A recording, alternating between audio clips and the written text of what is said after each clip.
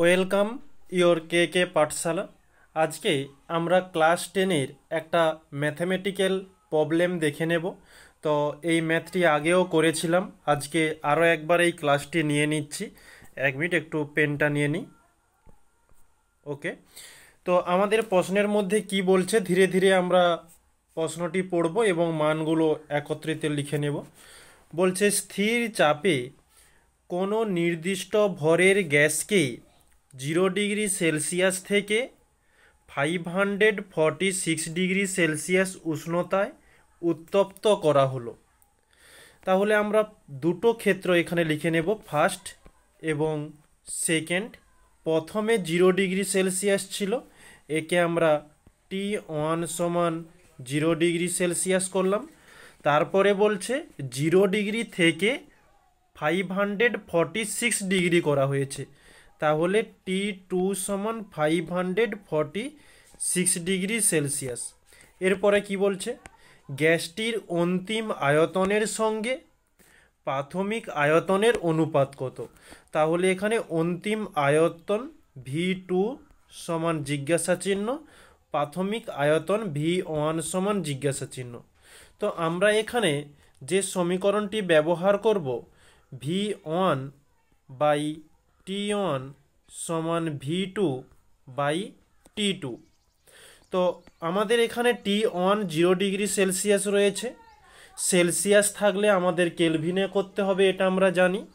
তো এই 0 থেকে কেলভিনে পরিবর্তন করার জন্য 273 জিরোর সঙ্গে যোগ করব এত কেলভিন, অর্থাৎ এটি হয়ে গেল 273 কেলভিন। ঠিক অপোজিটে একই রকমের 546 প্লাস 273 এর সঙ্গে যোগ করে কেলভিনে পরিবর্তন করব, অর্থাৎ এটা যোগ করলে হয়ে যাবে 819 এত কেলভিন। ওকে, তো এবারে আমরা মানগুলো পুট করে নেব। V1 এর মান কিছু নেই, মানে V1 থাকলো। T1 এর মান 273 কেলভিন সমান V2 এর মান কিছু নেই V2, T2 এর মান 819 এত কেলভিন। তো আমাদের এখানে কেলভিন কেলভিন কেটে যাবে, তো কেলভিন কেলভিন কেটে গেল।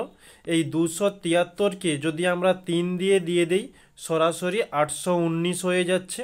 ওকে, তো আমরা এখানে লিখতে পারি যে V1 বাই কিছু নেই মানে 1 রয়েছে সমান V2 বাই নিচে 3।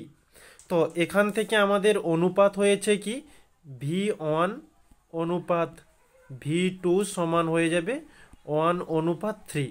কিন্তু আমাদের চেয়েছে অন্তিম আয়তনের সঙ্গে প্রাথমিক আয়তন, মানে V2 অনুপাত V1, অর্থাৎ এটি হয়ে যাবে 3:1। এই হচ্ছে আমাদের অ্যান্সার। ওকে, যদি এই ক্লাসটি ভালো লাগে তাহলে একটা লাইক কমেন্ট শেয়ার করতে পারো, না চাইলে কিছু করার দরকার নেই। ওকে, তাহলে থ্যাংক ইউ বলে এই ক্লাসটি এখানে সমাপ্ত করছি।